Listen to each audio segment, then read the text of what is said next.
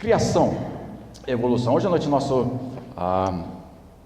terminando a conferência aqui, temos tantas outras coisas que poderíamos mostrar e ensinar e tudo mais, mas hoje à noite nós vamos terminar com mais um pouco sobre o dilúvio e com a arca de Noé. Lembrando mais uma vez que a criação do mundo foi 4.000 anos antes de Cristo, todas as coisas criadas em 6 dias literais, sem intervalos, sem épocas, sem nada disso, mas 6 dias literais de 24 horas, 4.000 anos antes de Cristo, então 6.000 anos atrás.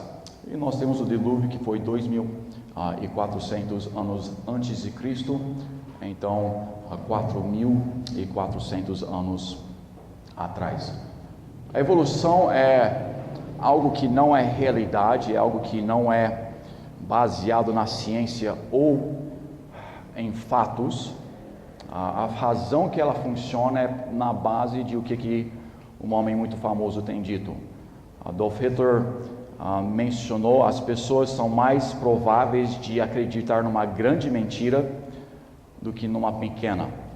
A evolução não é uma pequena mentira, é completamente falsa, é tudo mentira.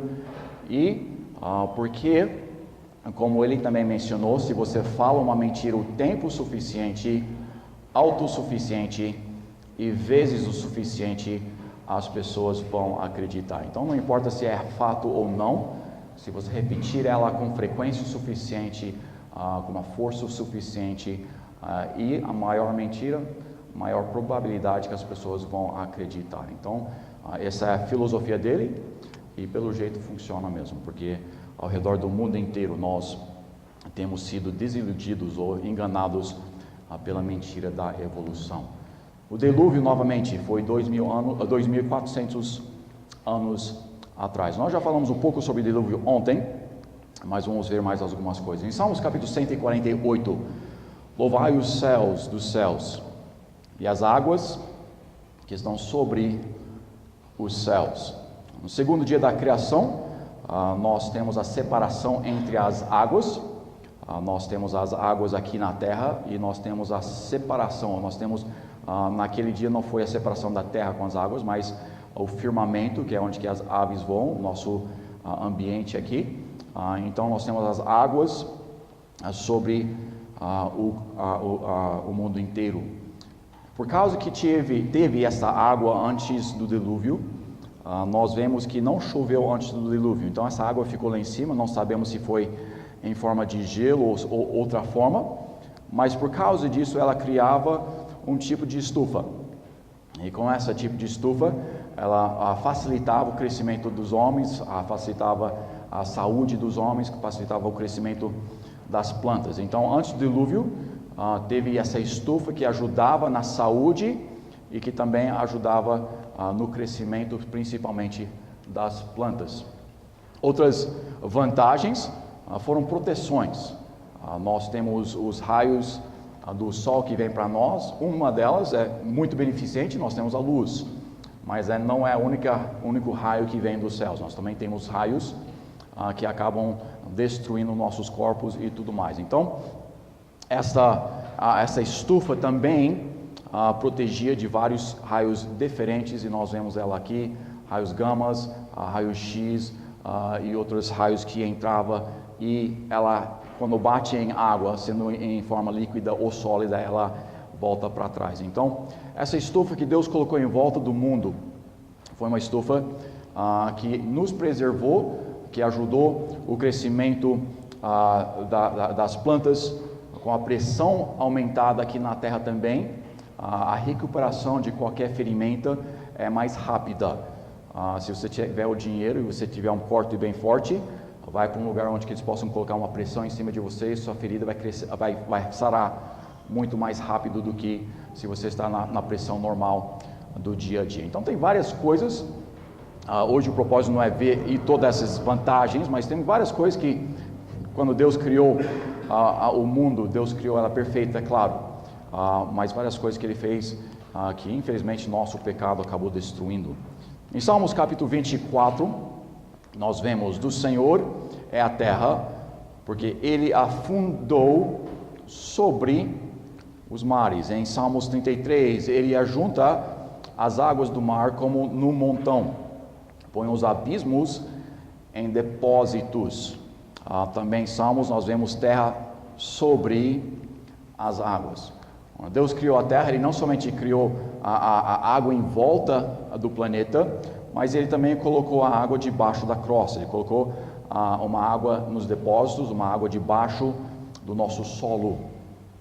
Em Gênesis capítulo 7, versículo 11, nós vemos: no ano 600 da vida de Noé, no mês segundo, aos 17 dias do mês, naquele mesmo dia se romperam todas as fontes do grande abismo, e as janelas dos céus se abriram. Então nós temos a água que está caindo dos céus, dessa estufa que estava lá, e nós também temos as águas que estavam debaixo da crosta, que está subindo para fazer este grande dilúvio, o dilúvio que nós encontramos em Gênesis. As fontes dos abismos não somente foram as fontes das águas subindo, mas também vulcânicas. Os vulcões foi o que trouxe, nós não tivemos o tempo para estudar a época do gelo, mas os vulcões que aconteceram nesse tempo foi o que causou ou ajudou a causar a época do gelo. Então temos aqui, no começo do dilúvio, nós temos a chuva caindo, temos a chuva caindo e temos as fontes, as águas subindo e também os vulcões ao redor do mundo. Então aqui nós temos as fontes, onde que a água saiu. Essas são todas as falhas que nós encontramos ao redor do mundo. Algumas delas você pode ver, principalmente nos Estados Unidos, na Califórnia, você vê ela sobre a terra, mas a maior parte delas é tudo debaixo dos oceanos, então não vemos geralmente elas, mas em alguns lugares nós podemos ver as falhas onde que elas aconteceram sobre a terra. E também os vulcões, que isso aí é um outro estudo para um outro lugar. Ainda hoje nós temos ainda lugares debaixo do oceano, onde estão saindo, não com a mesma velocidade, mas ainda está saindo água quente debaixo da crosta da terra, né? Então nós temos as duas fontes, nós temos todas as águas que estavam ao redor do planeta, que estão caindo agora como chuva, a primeira chuva que ocorreu, e também temos as fontes ao redor do mundo que estão explodindo literalmente, estão mandando água para todo canto. Muitas pessoas, quando eles pensam sobre o dilúvio de Noé, eles pensam sobre uma chuvinha que nós acabamos de ouvir aqui dentro, né? Uma coisa bonita, uma coisa gostosa, mas não, o dilúvio de Noé não tinha nada a ver com isso. Se você vê um tsunami e vê o terror daquelas pessoas que foram encontrados presos no tsunami, você vai ter uma melhor ideia do que foi. E esse tsunami também não chega nem perto do que aconteceu no tempo de Noé, porque não é só água que está aparecendo, também é os vulcões que estão explodindo, são terremotos que estão acontecendo ao redor do mundo inteiro. Então foi um tempo de terror mesmo, um tempo incrível. Muitas pessoas, como o meu amigo aqui, eles infelizmente acham que o dilúvio foi um dilúvio local. Se nós tentamos encaixar a evolução com a Bíblia, nós também vamos pensar dessa forma. Nós vamos pensar sobre o dilúvio sendo um dilúvio ou simplesmente uma enchente local. Tem várias evidências, tem várias coisas que nos mostram que o dilúvio não foi algo local, mas foi realmente global. Nós temos evidências de um dilúvio mundial, ou evidências podem ser encontradas em mais do que 270 histórias ao redor do mundo, lendas que nós encontramos ao redor do mundo. Novamente, como eu mencionei hoje de manhã, para nós a Bíblia deveria ser o suficiente, a Bíblia é o suficiente, mas nós também temos muitas outras evidências que comprovam essa mesma coisa. Na China, temos registros antigos da China que falam de um catástrofe violento que aconteceu. Eles contam que a terra inteira foi inundada, a água chegou até os montes mais altos e deixou a terra desolada por muitos anos depois. Um dos mais clássicos tem esse nome aqui, Hihikin, alguma coisa assim, e registra a história de Fuji, que os chineses consideram a ser o pai da sua civilização. Essa história conta que Furri e sua esposa, 3 filhos e 3 filhas, escaparam o grande dilúvio. Impressionante, né? Uma história da China. Furri aqui é Jonas, não. Noé, obviamente. Ele e a sua família eram os únicos sobreviventes. Depois do grande dilúvio, eles repopularam o mundo. Existe um templo antigo na China que tem um mural, uma pintura que mostra o barco que Furri estava durante as águas tempestuosas, golfinhos e outras coisas ali do lado do barco. Então, essa aqui, lendas antigas da China, também no Havaí, e tem um monte de histórias, só estou mostrando algumas delas.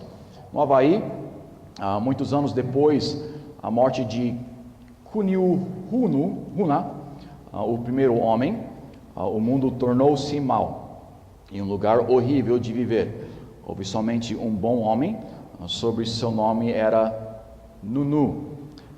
Ele fez uma grande canoa com uma casa em cima e o encheu com animais.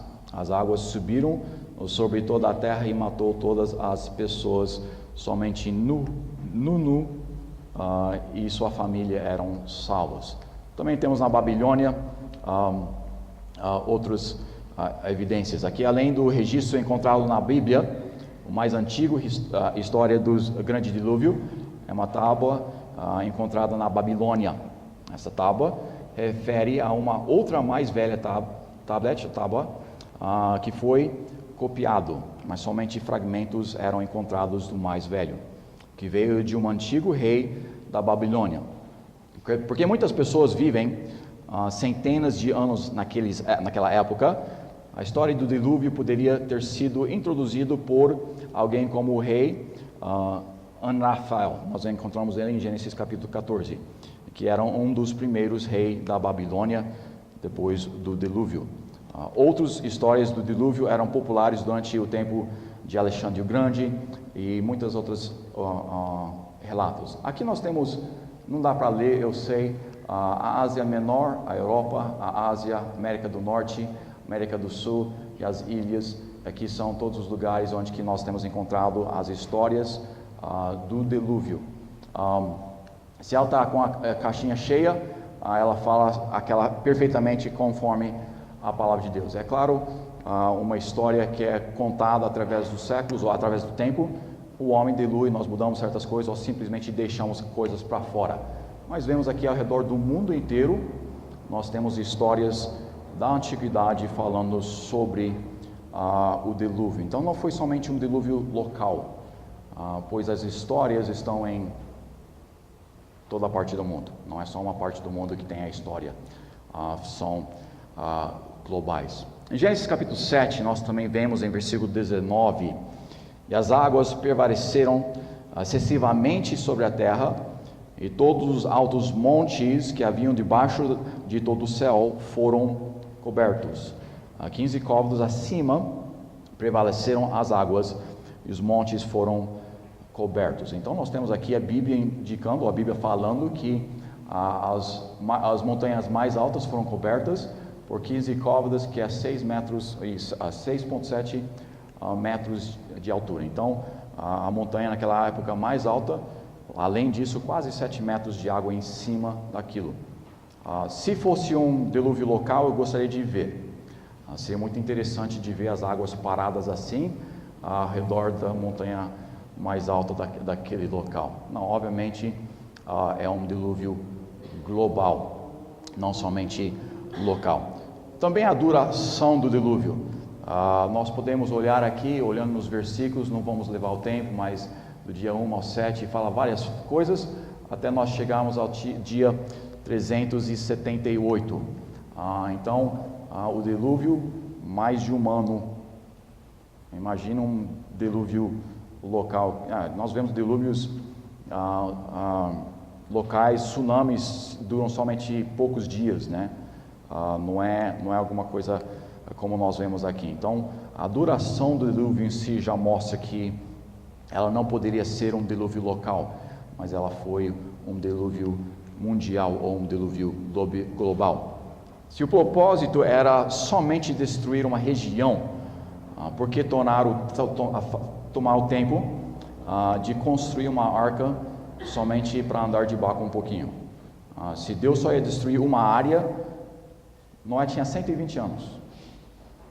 Caminha um pouquinho e você está fora daquela área, não tem problema nenhum. Mas não é a realidade, não foi somente uma área, foi o mundo inteiro que Deus destruiu. Nós também temos o arco-íris. O arco-íris é o símbolo que Deus deu para Noé e toda a humanidade, que ele nunca haverá um outro dilúvio mundial que destruiria a terra. Quando ele fez essa promessa, nós vemos essa promessa em Gênesis capítulo 9, nós vemos: não haverá mais dilúvio para destruir a terra, o meu arco, o arco-íris, será para sinal dessas coisas.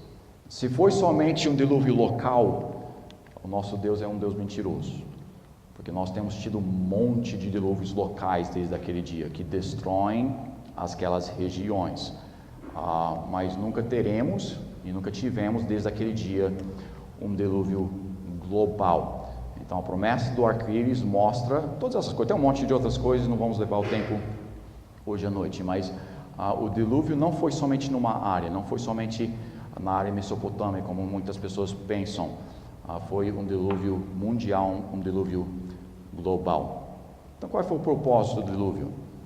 Nós vemos na Bíblia, em Gênesis capítulo 6, o Senhor viu a maldade do homem, em versículo 5, o coração era só amar continuamente. Então nós vemos que um propósito do dilúvio era por causa da maldade e a violência do homem.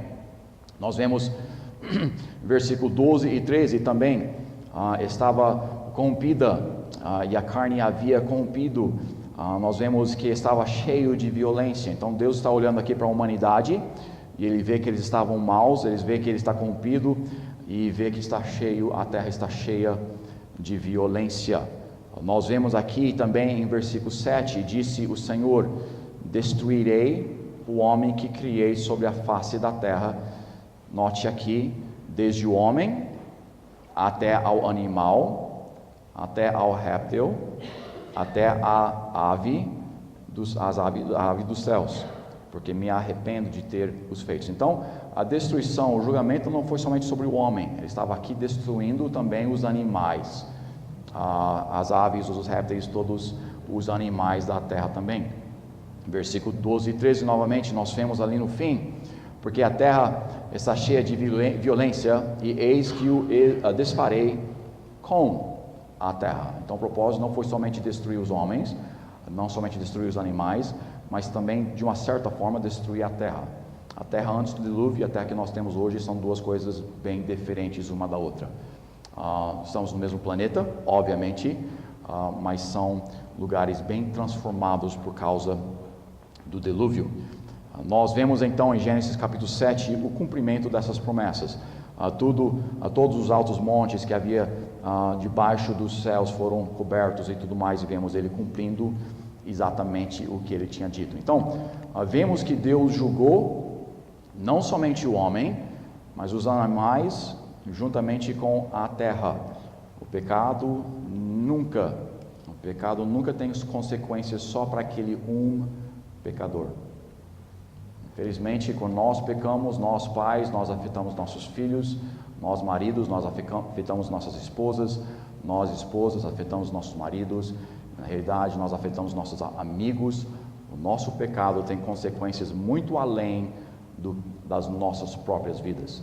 Não pense que você pode fazer algo contra Deus que é só a sua vida, é só você que vai ser afetado. Isso nunca é o caso. O pecado sempre traz destruição, parcial pelo menos, não só para você, mas aos que estão ao seu redor. O propósito do dilúvio foi o julgamento de Deus sobre o pecado. O pecado estava em todo lugar. O homem, claro, os animais não estão pecando, mas o nosso pecado, da mesma forma que quando nós pecamos em Gênesis capítulo 3, a maldição foi colocada não somente no homem, mas sobre a mulher, sobre a serpente, sobre as plantas e sobre a terra. E aqui também, Deus, por causa do castigo sobre o pecado, destruiu os homens, destruiu as plantas, destruiu os animais e também destruiu a terra. Então o dilúvio foi algo extremo, algo terrorizante, mas algo que Deus trouxe por causa de nós, por causa do nosso pecado naquela época. Por que a necessidade da arca? A necessidade da arca era para preservar a vida. Deus, como nós mencionamos outro dia, Deus sempre, Ele julga sim, Ele é um Deus justo, mas Ele sempre tem a misericórdia, Ele sempre está providenciando uma forma de escapar. Nós vemos, quando nós somos tentados, nós não precisamos cair em pecado, Ele sempre tem uma porta ali que nós podemos escapar. Ele sempre faz isso, inclusive para o dilúvio mundial, e vamos ver um pouco mais sobre isso daqui a pouquinho. Certamente um dilúvio local não necessitaria de uma arca para preservar os animais, somente um dilúvio universal. Tem um dilúvio, o animal tem sensações que nós não temos. Eles sentem que vai ter alguma coisa e eles desaparecem. Nós somos um pouco mais bobinhos, porque nós somos tão evoluídos, né? Que nós ficamos para trás. Mas enfim, a arca, o arco-íris e tudo mais. A promessa, ou por que Deus usou o dilúvio e não simplesmente matou as pessoas más? Essa é uma boa pergunta. E quero que nós... Opa, não era a pergunta certa. Daqui a pouco a gente volta para essa pergunta, tá? Vamos perguntar então sobre os dinossauros, desculpa. Os dinossauros na Arca de Noé. Quando nós vemos, quando os cientistas dão uma olhada nos fósseis que eles têm encontrado, eles pensam mais ou menos 700 tipos de dinossauros têm sido encontrados. Agora, certos desses tipos são simplesmente fósseis desse tamanho. Então, eu não sei se é a quantidade de tipos, para mim não importa as quantidades de tipos que nós temos encontrado ao redor do mundo. Nós vemos que a Bíblia ensina em Gênesis capítulo 6, versículo 20, no fim ali do versículo, 2 de cada espécie virão a ti, para os conservar em vida. Então, Deus mandou 2 de cada espécie, 7 das espécies limpas, e mandaram para a arca. Quando você vê esses filmes que Noé foi atrás dos animais, não. Ele não teve que se preocupar, ele só construiu a arca e Deus mandou os animais para ele, e ele simplesmente abriu, a porta já estava aberta e os animais simplesmente entraram lá. Então, sim, os dinossauros estavam na arca porque eles são uma espécie, tá? Não tem nenhum animal, nenhuma espécie de animal que vivia naquela época que não entrou na arca. Agora nós vamos ver algumas coisas aqui que qualifica isso também. Gênesis capítulo 1, versículo 30. E a todo o animal da terra, e a toda a ave dos céus, e a todo o réptil da terra, em que a alma vivente e toda a erva verde será para mantimento. E assim foi. Algumas pessoas têm problemas de ter o dinossauro na arca, porque você pega um desses bichinhos pequenininho, né? Miniatura aqui, mas você pega um T-Rex enorme, você coloca na arca, o que vai acontecer? Vão ter um probleminha. Mas esquecemos o contexto da palavra de Deus. Enfim, aqui nós vemos então, Gênesis 1, todo animal, toda ave, todo réptil, o que? Erva verde será para mantimento. Então todos os animais, quando Deus os criou, eles comiam frutas, vegetais, sementes, outras coisas assim, não a carne. Lembra que a morte só foi depois do pecado, tá? Então o animal não poderia matar um outro animal porque não existia morte ainda, tá? Então quando Deus criou todas as coisas, nós comíamos simplesmente plantas. A planta não tem alma, ela não tem alma vivente. O animal tem uma alma vivente, nós temos alma e espírito. Enfim, isso é outra história. Mas aqui nós vemos que todos os animais comiam ervas ou vegetais. Aqui também, capítulo 3, versículo 18, no capítulo onde que nós caímos no pecado. Espinhos, cardões também te produzirá, e comerás a erva do campo. Então, mesmo depois do pecado, agora sim tem a morte, tem certas coisas que foram transformadas nas plantas, temos espinhos agora e outras coisas que nós não gostamos, mas mesmo assim nós continuamos comendo da erva do campo. Então, Noé não tinha problemas com alimentação, ele não precisava pegar um monte de ovelha para poder alimentar os T-Rex que estavam entrando na arca. Todos comiam frutas, ou seja lá o que ele trouxe para a arca. Depois do dilúvio, em capítulo 9, versículo 2, nós vemos: e o temor de vós, e o pavor de vós virão sobre todo o animal da terra, e sobre toda a ave dos céus, tudo que se move sobre a terra, e todos os peixes do mar nas vossas mãos são entregues. Tudo quando se mover, que é vivente, essa será vosso mantimento. Tudo vos tenho dado como a erva verde. Agora, depois do dilúvio, Deus abriu as portas para nós comermos a carne. Mas note aqui, no mesmo instante que ele está falando, você agora pode comer carne, ele coloca o temor no animal de nós. Por quê? Se isso aqui não está com medo de nós, eu não tenho chance nenhuma. Se o leão não tem medo de nós, nós estamos fritos. E você observa que você sai em certos lugares, as serpentes correm de nós. Tudo corre de nós. Agora, se eles estão em perigo, ou outra coisa assim, sim, eles vão nos atacar. Se eles se sentem colocados num canto, eles sim vão se defender. Mas pela maior parte das vezes, nós não somos presas de animais, a não ser que nós entramos no seu caminho, nos assustamos ele, uma coisa assim, onde que eles estão se defendendo.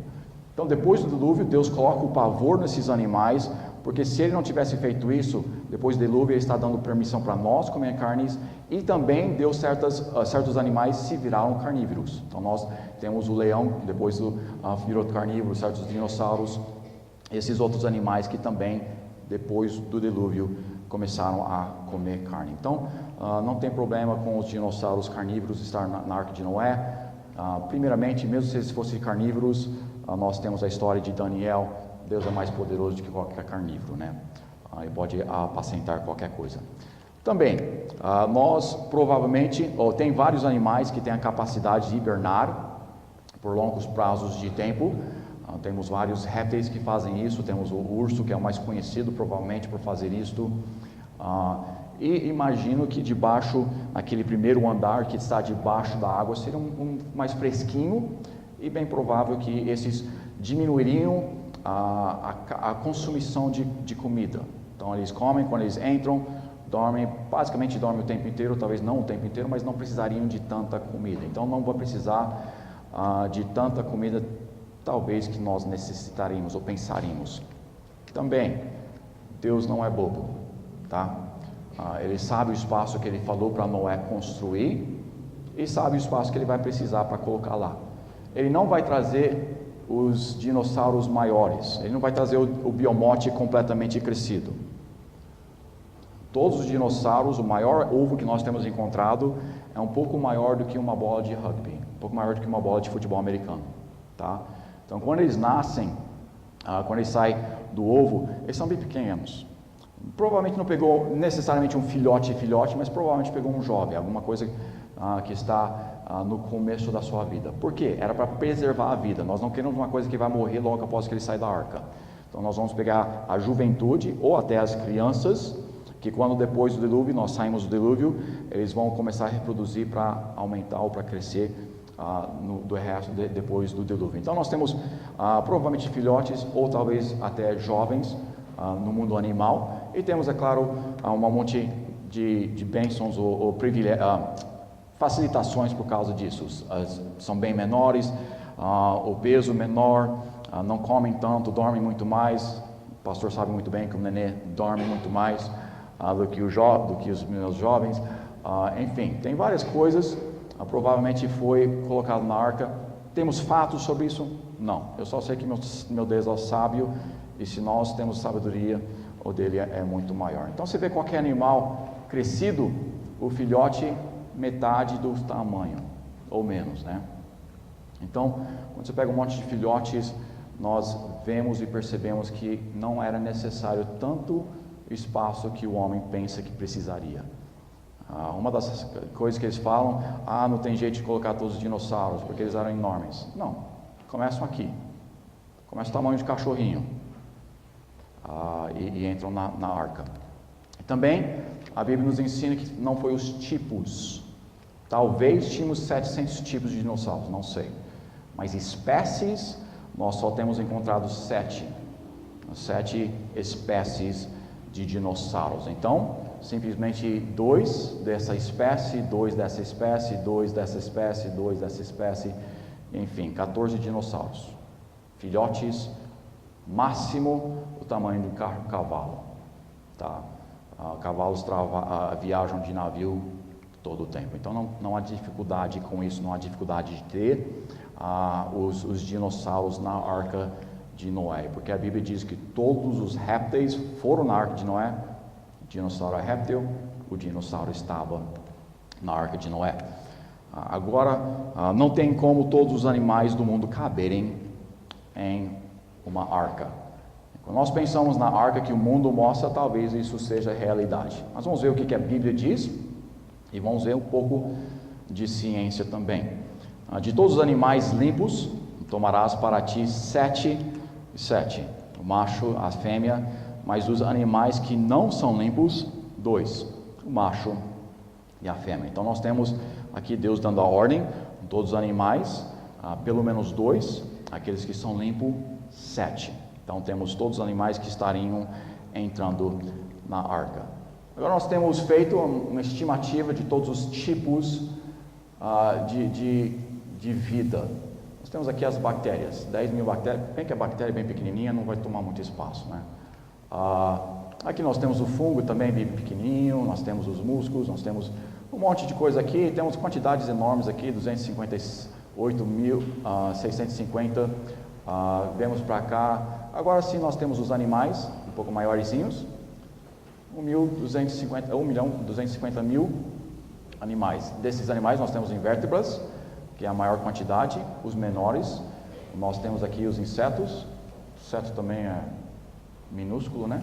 Nós temos os corais, enfim, chegamos aos com vértebras, 59 mil e pouquinho. Nós temos os peixes, nós temos anfíbios e tudo isso. Então nós temos, deixa eu ver se está, não, tem um monte aqui, eu acho que o número daqui a pouquinho a gente chega lá. Mas aqui nós temos a estimativa de todos os tipos de animais que existem. Mas note novamente que a Bíblia não diz tipo, tá? A Bíblia diz 2 de cada espécie, isso é crucial. Nós temos que entender, a Bíblia foi bem específico, que não era para pegar 2 de cada tipo, é 2 de cada espécie. Novamente, capítulo 7, conforme a sua espécie, conforme a sua espécie, conforme a sua espécie, conforme a sua espécie. Fala sim os animais, fala o gado, mas é tudo conforme espécie, não é conforme tipo. Nós temos a espécie canil, nós temos o tipo de poodle, nós temos o tipo de pinscher, nós temos um monte de tipos, mas uma espécie, só foi uma espécie de cachorro, não foi o lobo e a raposa e o poodle, não, foi só um grupo, né? De 2 ou 7, dependendo da espécie que foi. Também, em Gênesis capítulo 7, versículo 22, nós vemos tudo o que tinha fôlego de espírito de vida em suas narinas. Então aqui ele dá 2 classificações. Primeiramente, ele fala os aves, o gado, os répteis, mas fala espécies, e aqui ele fala vida de espírito nas narinas. Aqui um besouro, ele não respira pela boca ou pelo nariz. O sistema deles, o inseto respira através de certas coisas que estão na pele dele. Se você vê uma enchente aqui na cidade, na sua casa, quando você voltar para a sua casa, o que é uma das primeiras coisas que você vê? Baratas, coisas deste tipo. Por quê? Porque eles não têm problema com isso. Então, os besouros, graças a Deus, as baratas também não estavam na arca. Infelizmente sobreviveram, não sei como. Mas enfim, todo esse tipo de coisa não precisou estar na arca. Obviamente as bactérias também não respiram pela narina, então eles não estavam na arca. Então, dos tipos que respiram pelo nariz só tem aqui embaixo. Tá? Então nós temos 6 mil e pouquinho de anfíbios. Não fala especificamente, mas imagina que ele está colocando aqui com répteis, porque nós temos dado classificações para animais. Tá? 8 mil répteis, quase 10 mil pássaros, 5.500 basicamente mamíferos, tá? Então esses são os tipos de animais que estariam naquele tempo. Então temos 30 mil tipos de criaturas que precisariam ser colocados na arca. Tipos. Aí nós voltamos para a espécie, isso desce para 2 a 16, tá? Desculpa, mas 2 a 16 mil espécies de animais que precisariam colocar na arca. Para nós isso parece um número grande. E vamos ver. Com pensamento com uma arca desse tipo, é um tamanho grande. Imagina só Noé tentando trabalhar com pica-pau amarelo, né? Não, com pica-pau. Enfim, infelizmente, até no mundo cristão, tipo de foto que nós mostramos.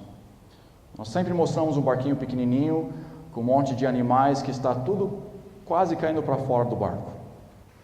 Essa não chega nem perto da realidade.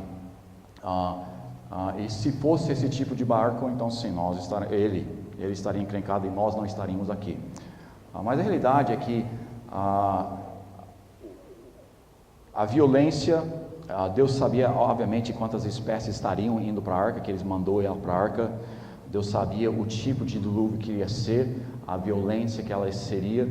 Então Deus, é claro, sabedoria, Ele não nos deu um plano bobo. Se Noé tivesse visto o que nós pensamos da arca, ele teria saído correndo, né? Mas não, o nosso Deus é soberano, o nosso Deus é maravilhoso e Ele sabe muito bem como construir qualquer coisa. Se Ele construiu o universo, um barquinho de nada é sem problema para Ele. A arca de Noé aqui, nós temos as cóvadas, lá atrás tem a mãozinha, é simplesmente a medida aqui que nós vemos na Bíblia, tá? Então se você vê aquele madeira com os dedos aqui em cima, é a medida. Deus então deu as medidas exatas para Noé. Noé então construiu aquelas medidas exatas, e porque ele construiu as medidas exatas, ele teve um navio que coube todos os animais sem problema nenhum. Se ele tivesse visto o que nós pensamos, não aguentaria, mas porque ele seguiu Deus, aguentou. As suas vidas também. Você começa a seguir o que você pensa, o que o homem diz, a sua vida só vai dar ruína. Mas quando você segue o que Deus fala, mesmo se não faz na nossa mente sentido, se você seguir o que Deus falou, aquele esquema, aquele planejamento é perfeito. E podemos confiar que se nós seguimos o que Ele diz, pela letra, nós vamos sair sem problema nenhum. O que é o problema? O que é o tamanho? A arca então, a arca real, tinha a mesma capacidade do que 522 vagões de trem.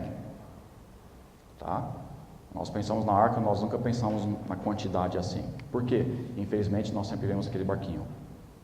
As crianças estão desenhando o barquinho, nós não estamos ajudando eles. Nós estamos atrapalhando. Quando nós falamos, vamos ouvir a historinha bíblica, nós estamos falando para eles, vamos ouvir os mitos, vamos ouvir uma historinha que nem qualquer outra historinha. Não, vamos ouvir a história, ou fatos, alguma coisa. Não é simplesmente uma historinha, não é simplesmente um monte de mitos bíblicos, são realidades que nós encontramos. Então, se a arca, os 522 vagões de trem, tem a capacidade de quantos animais? Dá para ler? Quantos nós precisávamos? Agora nós precisamos do dobro porque é 2, né? Então precisamos de 30. Mais, e um pouco mais realmente por causa dos que eram limpos que precisavam de 7.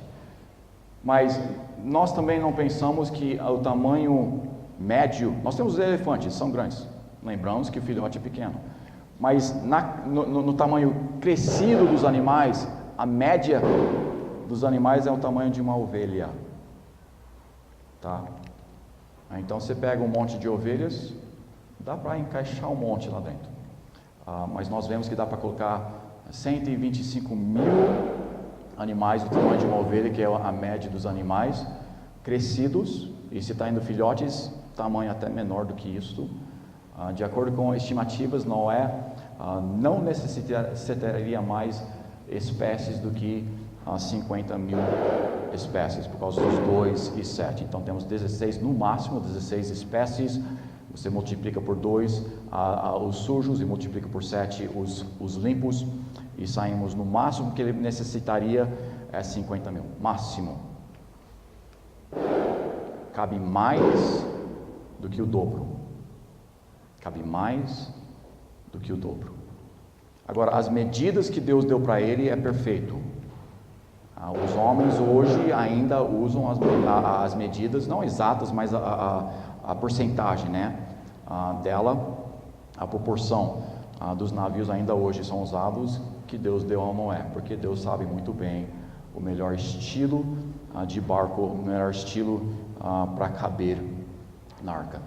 Nós não sabemos todos os detalhes da arca, sabemos o tamanho, sabemos que havia 3 andares, sabemos que a porta estava no segundo andar. Eu imagino, porque o tamanho do animal é ovelha, que vai ter outros pedaços entre os andares, não necessitaria disso, mas eu imagino que sim. Tem várias formas de colocar passarinhos, controlando eles lá dentro e tudo mais. Tem um monte de coisas, e se você for para os Estados Unidos, visite a Arca de Noé em Kentucky, fantástico. Enfim, Gênesis capítulo 6, versículo 15, as cordas aqui, o tamanho, aqui, desculpa, eu coloquei na ordem errada, mas aqui está o tamanho da arca, 135 metros de comprimento, nós temos 13 metros de altura, 13,5, né, e 22,5 metros de largura. Esse é o tamanho, cabendo 522. Deus sabe muito bem o que Ele está fazendo. Ouça-o, acredita nele, não tente fazer as suas coisas. Pelo jeito estou com 2 de algumas coisas aqui. Por que Deus usou o dilúvio e não somente matou todas as pessoas más? Eu creio que tem várias razões. Uma delas nós até mencionamos o outro dia. A primeira, uma das razões, é porque o dilúvio deixou evidências. O dilúvio deixou evidências que o milagre não deixaria. E por que isso é importante? Porque a palavra de Deus nos ensina em Jó capítulo 12, ou fala com a terra e ela te ensinará. Olhando para o que o dilúvio fez para o mundo, nós podemos olhar e novamente podemos ver o juízo de Deus. Olhando para o que o dilúvio fez, e o carvão e tudo mais que nós vemos outro dia, nós também podemos olhar e ver a misericórdia de Deus. Então eu creio que Deus usou o dilúvio e não somente matando eles, como Ele tem feito em outras partes, engolindo certos grupos de pessoas, descendo fogo do céu sobre outras pessoas. Ele tem feito coisas que simplesmente matou o grupo e não deixou evidências nenhuma. Mas Ele tem aqui, eu creio, no dilúvio, deixado evidências para nós olharmos e para nós lembrarmos. Se você segue o povo de Israel, você vai ver que Ele sempre está colocando um memorial. Sempre está falando para o povo de Israel: lembra disto, lembra disto, lembra disto. Passou pelo Rio Jordão, passou por coisas, saíram de lugares, começaram a fazer festas para lembrar da Páscoa, do livramento do Egito, passaram por terra seca, colocaram altares ali para lembrarem do que Deus tem feito. Então, Deus é muito, Ele se importa que nós lembramos das coisas, porque se nós lembramos da nossa história humana, nós podemos evitar certas complicações que nós temos colocado sobre nós mesmos. Essas evidências nos lembram novamente do julgamento de Deus e também nos lembram da misericórdia de Deus. Gênesis capítulo 6, versículo 3, nós vemos: então disse o Senhor, não contentará o meu espírito para sempre com o homem, porque ele também é carne, porém os seus dias serão 120 anos. Aqui Deus está falando para Noé, está conversando com Noé, Ele está dando Noé 120 anos antes do dilúvio. Falou para Noé: nós vamos ter um julgamento, você tem 120 anos. Agora, algumas pessoas falam que demorou tudo isso para construir a arca. Eu não acho que demorou tudo isso para construir a arca.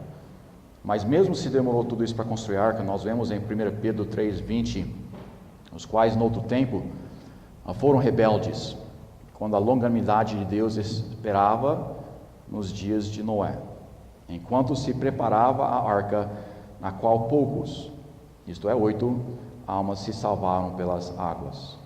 Agora, se você lê esse versículo, para mim o que eu ouço? Eu ouço quando a longanimidade de Deus esperava, poucos entraram. Em outras palavras, Deus estava esperando para outras pessoas também se arrependerem com Noé. Eu creio que nós temos muito mais espaço na arca de Noé, não por causa dos animais. Sim, precisava ter um pouco de espaço para a comida.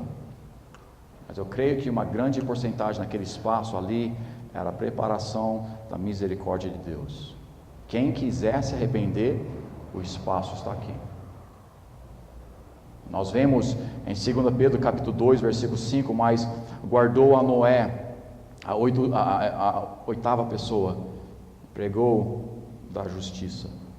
Noé, durante aqueles 120 anos, está pregando para aquele grupo de pessoas. Nós vemos em capítulo 3 que Deus está esperando, só poucos foram salvos, em outras palavras, Ele não queria que só poucos fossem salvos. Da mesma forma que nós vemos em Pedro, que Deus quer que todos se salvem. Mas infelizmente nós o rejeitamos.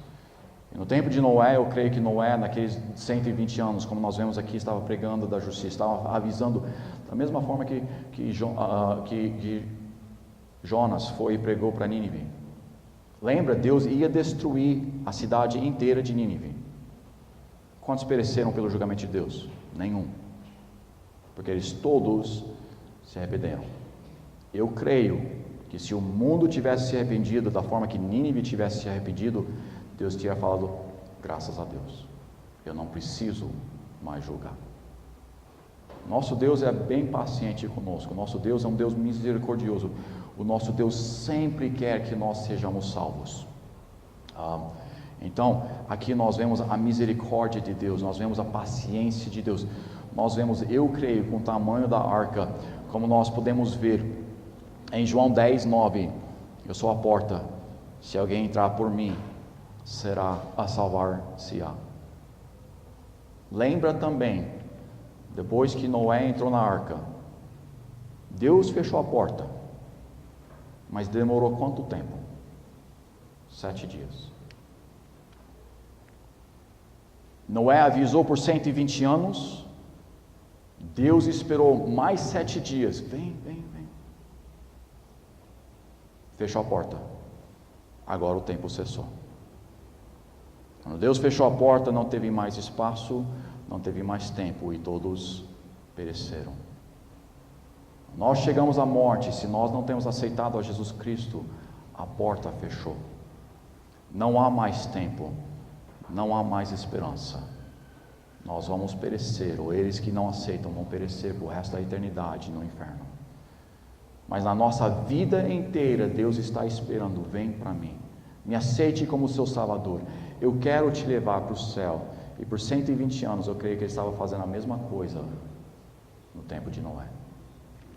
Em 2 Pedro capítulo 3 nós vemos, mas ânimo para conosco, não querendo que alguns se percam, senão que todos venham arrepender-se. Deus quer que todo o mundo, toda a cultura, toda a tribo, todos sejam salvos. Quando nós olhamos na dilúvio, nós podemos ver o julgamento. Mas eu creio que nós vemos muito mais do que isso, se nós olharmos. Eu creio que quando nós olhamos na arca de Noé, nós vemos sim a porta, uma porta para a salvação, uma porta para a liberdade, Jesus Cristo. Somente através de Jesus Cristo é que nós podemos ir para o céu.